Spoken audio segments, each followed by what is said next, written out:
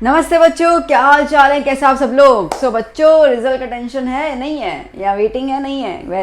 Result अभी बस कुछ ही दिनों में आ जाएगा, इस बात तो खैर जल्दी है, आपको पता ही है रिजल्ट। तो जैसे मैंने आपसे पहले भी डिस्कस किया था कि मैंने आपको कुछ स्ट्रीम्स बता दिए थे, like we have the 3 stream, science, commerce and arts. और उसके अंदर क्या क्या करियर ऑप्शन थे वो मैंने आपको हल्के फुल्के थोड़े बहुत बता दिए थे, ठीक है, ताकि आपको एक रफली आइडिया आ जाए। स्ट्रीम्स तो बहुत सारी होती हैं, ठीक है, बट एक रफली आइडिया आ जाए कि मुझे कौन सी स्ट्रीम में जाना पसंद है। तो मैं उम्मीद करती हूँ कि आपने वो वीडियो देखा होगा और आप थोड़ा बहुत अपने आप को दिमाग में सेट कर चुके होंगे, मुझे ये स्ट्रीम ज़्यादा बेटर लग रही है, ठीक है। तो अब उस स्ट्रीम को लेकर मैं थोड़ा सा डिटेल में जा रही हूँ। तो अभी हम स्टार्ट कर रहे हैं कॉमर्स स्ट्रीम को लेकर थोड़ी सी डिटेल्ड स्टडी, ठीक है, कि क्या क्या सब्जेक्ट्स हैं, क्या है। क्योंकि देखो बेटा, एक चीज़ समझना कि तुम्हारे जैसे कॉमर्स के अंदर, ठीक है, जो तुम्हारा स्टैटिस्टिक्स वाला चैप्टर था, है ना, 14-13 चैप्टर जो भी था, तो जो स्टैटिस्टिक्स वाला चैप्टर था वो अभी आपको पूरी किताब मिलने वाली है, ठीक है। तो एक 13 पन्नों का जो चैप्टर है वो भी आपको पूरी की पूरी किताब मिलेगी, 300 पन्नों वाली। तो याद कर लेना, ठीक है, कि भैया नॉर्मल चीज़ नहीं है। तो जो भी आपने 10th में किया था वो 1 या 2 चैप्टर मिलाकर अभी आपको पूरा का पूरा एक पूरा सब्जेक्ट है, आपके पास सब्जेक्ट है। तो वो स्टडी, तो अगर आपको स्टैटिस्टिक्स पसंद था 10th के अंदर तो आपको कॉमर्स स्ट्रीम अच्छी लगेगी, क्योंकि उसमें स्टैटिस्टिक्स पूरा एक सब्जेक्ट आता है अपने पास, ठीक है। तो इस तरीके से सारी सारी चीज़ें हैं। अगर आपके पास इकोनॉमिक्स, एसएसटी में हम लोगों ने इकोनॉमिक्स किया था, ठीक है, वो तो खैर हल्का अलग ही था, बट ठीक है, इकोनॉमिक्स क्या था, आपको मज़ा आ रहा था ये देखने में, भाई टोटल इनकम कितनी होती है, नेशनल इनकम क्या होता है, ठीक है, पर कैपिटा इनकम क्या होता है, इसके में आपको पूरा अच्छा लग रहा था। तो दैट मीन्स कि वो इकोनॉमिक्स के 4-5 चैप्टर मिलाकर यहाँ पे आपको पूरा का पूरा सब्जेक्ट आएगा इकोनॉमिक्स का, पूरी किताब आने वाली है, ठीक है। तो बी प्रिपेयर्ड कि आपको 10th में किस तरीके से था, अगर आपको चीज़ें पसंद आ रही है तो, but obviously commerce is your field. तो अभी हम थोड़ी सी कुछ डिस्कशन कर लेते हैं। जैसे कि सबसे पहले क्वेश्चन मैं आपसे पूछना चाहूँगी, why to choose commerce stream. आप कॉमर्स स्ट्रीम क्यों चूज़ करना चाहते हो?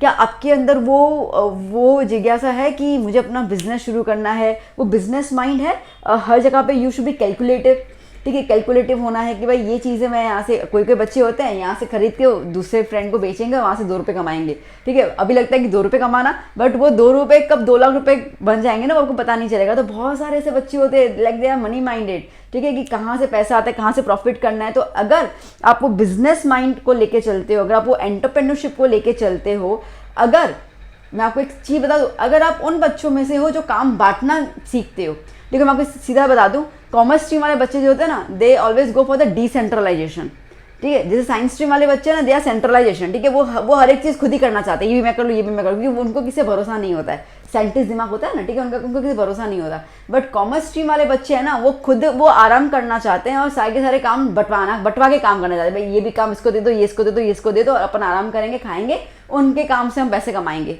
That is the business mind, ठीक है। तो अगर आप ऐसी नेचर के हैं जहाँ पे आप काम बांट रहे हो, अगर आपने आपका प्रोजेक्ट किसी और से करवा लिया और खुद 10 में 10 मार्क लेके आए, दैट मीन्स कि you are from the commerce stream, सीधी सी बात है, ठीक है। तो आप इस तरीके से अपनी स्ट्रीम को सोच सकते हैं। तो कॉमर्स स्ट्रीम वाले बच्चे जो है वो काम बंटवाने में काफ़ी बिलीव करते हैं कि सबको दे दो और आराम कर लो। तो if you are have that mind set, then commerce is your field, no doubt, ठीक है। बिजनेस माइंड है, ये है।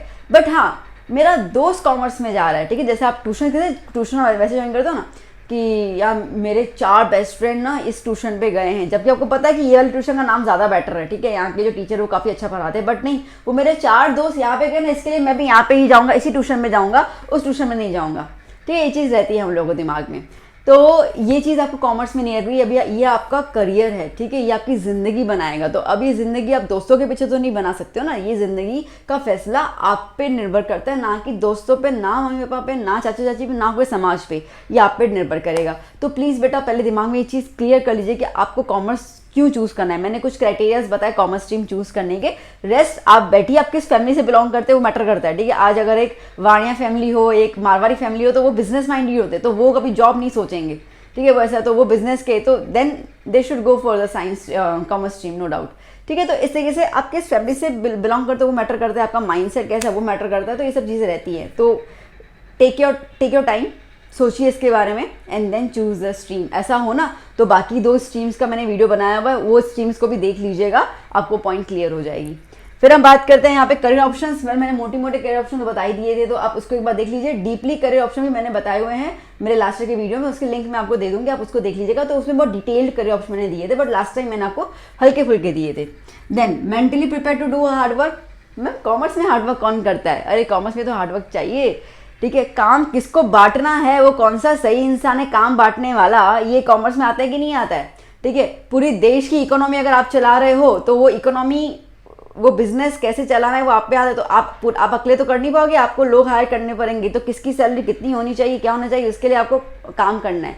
तो ये काम कैसे करोगे, जो आप स्टडी करोगे, है ना। तो ये स्टडी, यस, कॉमर्स में भी स्टडी चाहिए होती है, कॉमर्स में हार्डवर्क चाहिए होता है। अगर आप CA करना चाहते हो, अकाउंटेंट, चार्टर अकाउंटेंट बनना चाहते हो, तो भैया चार्टर अकाउंटेंट में आपको पता है 0.2% या शायद 0.2% 2% में 1% के आसपास ही सिर्फ पासिंग रेशियो होता है, ज़्यादा नहीं होता है। उसमें भी बहुत कड़ी मेहनत चाहिए होती है। जितना आपने JEE नीट के बारे में सुना है ना, कड़ी मेहनत का, या UPSC के बारे में, सेम ही मेहनत जो है वो CA बनने में चाहिए होती है। CA बनना कोई मजाक की बात नहीं है, ने बोलते ना खावानी खिचड़ी न थी भाई। तो ये चीज़ याद कर लेना। तो इफ़ यू आर गोइंग कि भाई नहीं मुझे CA बनना है, चार्टर अकाउंटेंट बनना है, ये मेरा गोल है, तो आपको वो गोल को लेकर आपको मेहनत आज से स्टार्ट करनी पड़ेगी। आप वेट नहीं कर सकते हो कि रिजल्ट आएगी फिर डिसाइड करूंगा, फिर स्कूल चूज़ करूंगा, फिर सोचूंगा क्या करना है। नहीं भैया, इतना टाइम नहीं है, ठीक है। आपके पीछे न जाने कितने लोग हैं जो आगे निकल जाएंगे, क्योंकि आप अभी तक इसे चूज़ करने में रह गए हो। क्योंकि CA जो है वो सिर्फ गुजरात वाले नहीं करते, CBSE वाले भी करते हैं, दूसरे भी बच्चे करते हैं, ठीक है। तो CA की दौड़ में न जाने कितने लोग हैं, बात समझ में आ रही है, ठीक है। तो आप आराम नहीं कर सकते हो। तो प्लीज़ अभी आप आप 11th स्टैंडर्ड में आने वाले बच्चा, अभी आप किसी के ऊपर निर्भर नहीं बन सकते हो। ना मम्मी पापा के ऊपर, मम्मी बोलेगी जा बेटा जा, ट्यूशन का टाइम हो गया, जा चल निकल। मम्मी का भी बोलना गया, वो टाइम गया आपका, ठीक है। 10th तक जो भी स्पून फिटिंग हो रही थी वो गई। अभी जो आपने 10th में सोचा था कि भाई लास्ट के 4 दिन में पढ़ के इतना जोरदार रिजल्ट लेके आया तो 11 में तो कर ही लूँगा, 11 में डाउन हो जाओगे, ठीक है। तो प्लीज़ ये चीज़ मत करना। अगर आपका गोल बहुत हाई है, अगर आपको सिर्फ BCom करना है, कोई खास जिंदगी में गोल नहीं है, फिर तो कोई मतलब ही नहीं बनता। फिर तो आप ये लेक्चर भी क्यों सुन रहे हो, ठीक है। सिंपल कॉमर्स करके आपको फिर तो बैठ जाओ। फिर वो वाली ज़िंदगी में ना, अगर आप अभी मेहनत नहीं करोगे तो आपको आगे इतनी मेहनत करनी पड़ेगी, संघर्ष करनी पड़ेगी ना, जो आपके आंखों में खून के आंसू ला देंगे। मैं आपको फैक्ट बता रही हूँ कि उसके बाद आपकी उम्र हो जाएगी शादी करने की, आपको रिस्पॉन्सिबिलिटीज लेने की, आपके माँ बाप बूढ़े हो जाएंगे, आपको उनकी पूरी ध्यान देना। At that time you don't have the time to think. आपके पास अभी टाइम है तो अभी मेहनत कर लो, टाइम आपके पास है, एंड अचीव योर गोल। फिर तो आगे जाकर जो रहता है ना वो लाइफ स्मूथ हो जाती है। पैसा जब जेब में होता है ना बेटा, ठीक है, तो लाइफ आसान हो जाती है। या अगर मुश्किलें आती हैं ना तो मुश्किलें हल करना आसान हो जाता है। बट अगर पैसा नहीं होता ना जेब में तो मुश्किलें बहुत बड़ी लगती हैं, ठीक है। ये चीज़ बहुत फैक्ट बता रही हूँ मैं आपको। और पैसा कमाना, उसके लिए आपको मेहनत तो अभी से ही करनी पड़ेगी, ठीक है। यू कांट से कि मैं 11th में हूँ अभी तो चिल मारूंगा, चिल मार के आप कुछ अचीव नहीं कर सकते हो। तो आप अगर ये प्रिपरेशन पे लग गए हो कि हाँ भाई मैं भले कॉमर्स है, ओके, प्लीज़ दुनिया की बातों में नहीं आना। कॉमर्स में कोई मेहनत नहीं है, बहुत मेहनत होती है कॉमर्स के अंदर। जो लोग मेहनत करते हैं ना उनसे जाके पूछना कॉमर्स स्ट्रीम के अंदर, ठीक है। तो आप मेहनत करो एंड अचीव योर गोल। अब अगर आप ये डिसाइड कर चुके हो कि हाँ कॉमर्स फील्ड के लिए ही मैं बना हूँ, ठीक है, यही मेरी ज़िंदगी है, तो आइए बात करते हैं आपके सब्जेक्ट्स की। तो सब्जेक्ट में सबसे पहले आता है इंग्लिश, वो तो आपको पता है कंपलसरी सब्जेक्ट होने ही वाला है, ठीक है। इसमें 2 किताबें आती है, स्नैपशॉट आते हैं और हॉर्नबिल आता है, ये 2 किताबें आती है। अकाउंटेंसी की 2 किताबें आएंगी आपको पता है मेन जो है वो अकाउंटेंसी ही बहुत ज़्यादा टफ रहता है बच्चों के लिए, ठीक है। तो इसके लिए उस पर आपको बहुत ज़्यादा ध्यान देना है। तो पार्ट 1 एंड पार्ट 2 की 2 किताबें आएंगी, ठीक है। स्टैटिस्टिक्स आपके पास एक पूरा, मैंने कहा पूरा एक सब्जेक्ट आता है। फिर आता है बिजनेस ऑर्गेनाइजेशन, जिसको आप BS बोलते हो, BA बोलते हो, कई की जगह पे BA भी बोला जाता है, बिजनेस एडमिनिस्ट्रेशन, ओके, BA। यहाँ तो कई की जगह पे OC बोला जाता है, ऑर्गेनाइजेशन ऑफ कॉमर्स, ठीक है। वेरियस नाम है इसके। तो आपके पास एक ये सब्जेक्ट आएगा, ठीक है, जहाँ पे आपको ये सिखाया जाएगा कि बिजनेस क्या होता है, बिजनेस क्यों करना चाहिए, टाइप्स ऑफ बिजनेस क्या होता है, इंडिविजुअल बिजनेस क्या होता है, जॉइंट पार्टनरशिप बिजनेस क्या होता है, जॉइंट वेंचर क्या होता है, बहुत सी चीज़ें आएंगी इसके अंदर। बड़ा मज़ा आता है ये पढ़ने में। फिर आता है इकोनॉमिक्स, ठीक है, इकोनॉमिक्स की बात आएगी, ठीक है, कैसे आप अपनी कंपनी को प्रॉफिटेबल बिजनेस बना सकते हो। इकोनॉमिक्स होता क्या है, okay, whether it is a wealth और द मनी, क्या होता है इकोनॉमिक्स पूरा आपको, ठीक है। कंट्री के लिए भी इकोनॉमिक्स के हिसाब से आप उसको एनालाइज कर सकते हैं। हिंदी गुजराती में से कोई भी एक ऑप्शन ले सकते हैं आप, और SPCC और कंप्यूटर में से कोई भी एक ऑप्शन ले सकते हैं, ठीक है। जनरली बच्चे जो है वो SPCC ज़्यादा प्रीफर करते हैं क्योंकि वो स्कोरिंग सब्जेक्ट है, बहुत ईजिली स्कोर्ड हो जाता है। SPCC के अंदर क्या होता है, लेटर, ओके, प्रोफेशनल लेटर कैसे लिखना होता है। अपन ने जो 9th इंग्लिश में किया था वो हल्का फुल्का लेटर था, वो कोई बड़ी बात नहीं है। बट आप एक ऑर्गेनाइजेशन को जब लेटर लिखते हो, ठीक है, एक ऑर्गेनाइजेशन जब दूसरे को लेटर लिखेगा तो उसके अंदर बहुत टाइप्स के लेटर आते हैं, ठीक है। तो वो पूरा आपको लेटर तो पूरा का पूरा सब्जेक्टिव पोर्शन लेटर ही लिखना होता है, कुछ होना होता नहीं, but there are types of letters. तो बच्चों को काफ़ी इजी लगता है। अगर हम लोग लास्ट कुछ एग्जाम पेपर्स की बात करें तो कंप्यूटर के एग्जाम थोड़े से टफ माने गए, बच्चों ने बोला कि काफ़ी विचित्र क्वेश्चन थे, एमसीक्यूज, ठीक है, पर विचित्र थे, बच्चों को समझ नहीं आ रहा था और एसपीसीसी स्कोरिंग लगा था उनको, तो इसके लिए बच्चे इसको ऑप्ट कर लेते हैं। बाकी तो आपके स्कूल में देख लीजिएगा क्या आपको ऑप्शन दिया जा रहा है। तो दीज आर द सब्जेक्ट जो आप 11th में आके आपको इनका सामना होगा, ठीक है। देखो आप 10th तक कैसे भी थे ना बेटा, 0 थे, 90 थे, 70 थे, 65% थे, जैसे भी थे, 11th में उसका कोई मान्य नहीं है, ठीक है। 10th का परसेंटेज आपको सिर्फ एनरोलमेंट के लिए काम आएगा, अब 11th में उसका कोई मायने नहीं रखता है, बिकॉज 11th की पूरी स्टडी ही अलग है। अकाउंटेंसी इसके पहले कभी नहीं आया था, तो आपको 0 से शुरू करना पड़ेगा, ओके, इट्स अ 0। तो अगर आप 0 से अभी शुरू कर लोगे तो सीधी बात है आगे बढ़ जाओगे। अगर आपने 11th को यूं ही ले लिया तो 12th में आप बहुत मुश्किल हो जाएगी, ठीक है। सेम स्टैटिस्टिक्स, बिजनेस, तो ये सारे के सारे सब्जेक्ट आपके लिए नए हैं, आपने इसके पहले कभी इनका सामना नहीं किया है, तो आपके पास मौका है, ठीक है, आपके पास अभी मौका है कि अगर आप 45% थे ना 10th में, ठीक है, मतलब उस लेवल पे आते थे, तो अब आपके पास मौका है कि आप ना 0 से हीरो बन सकते हो, क्योंकि ये सब्जेक्ट्स आपके साथ साथ जितने भी लोग हैं ना सबके लिए नए सब्जेक्ट्स हैं, है ना, कोई भी ये सब्जेक्ट पहले से बचपन से करता हुआ नहीं आया है। तो now you have the chance to show yourself कि येस आई एम समथिंग। और मैंने न जाने कितने बच्चे मेरे लाइफ में देखे हैं जो 10th में एवरेज होते थे, ठीक है, 65% लेके आए, बस बहुत बड़ी बात होगी, उससे ज़्यादा करते थे, और 11th में लिटरली वो बच्चे स्कूल में टॉप करते थे, ठीक है।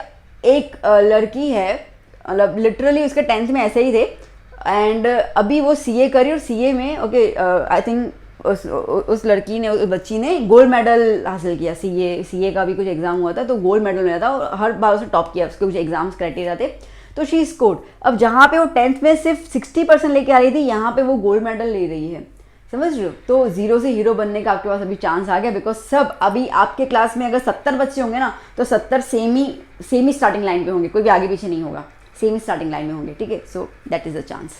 तो that is all about that section, ठीक है। तो ये कॉमर्स का रहता है, एग्जाम पैटर्न सबका अलग अलग होता है, सेक्शन ए बी सी होता है, सेक्शन ए 20 मार्क का रहता है, एमसीक्यूज रहेंगे, ठीक है। मैं जस्ट बता देती हूँ, सेक्शन ए जो होता है वो एमसीक्यूज रहता है, 20 मार्क्स के 20 एमसीक्यूज आते हैं। सेक्शन बी जो होता है वो 1 मार्क वाले क्वेश्चन होते हैं जो 10 मार्क्स के आते हैं, तो हल्का फुल्का तो ये। फिर 3 मार्क वाले आते हैं, 4 मार्क वाले आते हैं, ऐसे कुछ बी सी डी ई तक सेक्शन रहता है। एफ तो खाली अकाउंटेंसी में होता है, बाकी सब में बी सी डी जितना रहता है, ठीक है। खैर सबका थोड़ा अलग अलग होता है, मैं जस्ट ऐसे राउंड अप बता दूँ। तो इस तरह का कुछ पैटर्न बनता है अपने एग्जाम का, वो तो जब एग्जाम आएगा तब मैं आपको गाइडेंस देती जाऊँगी। तो पहले आप ये डिसाइड कर लीजिए करना क्या है, कैसे करना है, और अगर सब कुछ आपका क्लियर है तो भैया आज से स्टडी पे जुट जाइए, ठीक है। तो जब आप क्लास में जाओगे तो आपका आधा सिलेबस, मतलब 3 चैप्टर आपके खत्म हो चुके होंगे, तो आप क्लास के अंदर जब टीचर से आगे होंगे ना, देन आपको कॉन्फिडेंस आएगा, प्लस आपको पता चल जाएगा कि कौन सी चीज़ें मैं भूल चुका हूँ, तो आपको रिवीजन करने में ईजी हो जाएगा उन चीज़ों के बारे में या उन टॉपिक्स के बारे में, जब टीचर करवा रही होंगे और आप बोल रहे अरे यार मैंने रीड तो किया था बट याद नहीं आ रहा है, तो उसको लिख लेना कि ये वाला टॉपिक मेरा रिवीजन करना बाकी है, तो रिवाइज कर लोगे तो आप 2 कदम आगे चल जाओगे बाकी सब लोगों से। सो बच्चा that's all about today session. I hope you enjoyed the session, आपको मजा आया होगा, आपको इन्फॉर्मेटिव लगा होगा, एंड कुछ और आपको क्वेरीज हो तो डू कमेंट मी, कुछ होता जाएगा तो मैं आपको कंप्लीटली डिटेल्ड आपको आंसर करती जाऊंगी, ओके, किसी माध्यम से या मैसेज के माध्यम से या वीडियो के माध्यम से या शॉर्ट के माध्यम से, जैसे भी मैं आपको इन्फॉर्मेशन देती जाऊँगी। और अपने आप को प्लीज़ क्लियर कर लीजिए, आप जुड़ जाइए अपने करियर को सफल बनाने में, अपनी ज़िंदगी को सफल बनाने में, क्योंकि अब आपका सफल बनने का रास्ता शुरू हो गया है, ठीक है। अब आप खुद ही अपने सारथी हैं, आप खुद ही अपने योद्धा हैं, जो भी आप खुद ही हैं। सो ऑल द बेस्ट बच्चा, टेक केयर ऑफ सेल्फ। कुछ मेरे लिए आपको कुछ और क्वेरीज हो या कुछ आपको मेरी मदद चाहिए तो ज़रूर मुझे बताइए कमेंट सेक्शन में, मैं आपको हर तरीके से मदद करने के लिए रेडी हूँ, और जुड़े रहिए चैनल के साथ। Bye bye.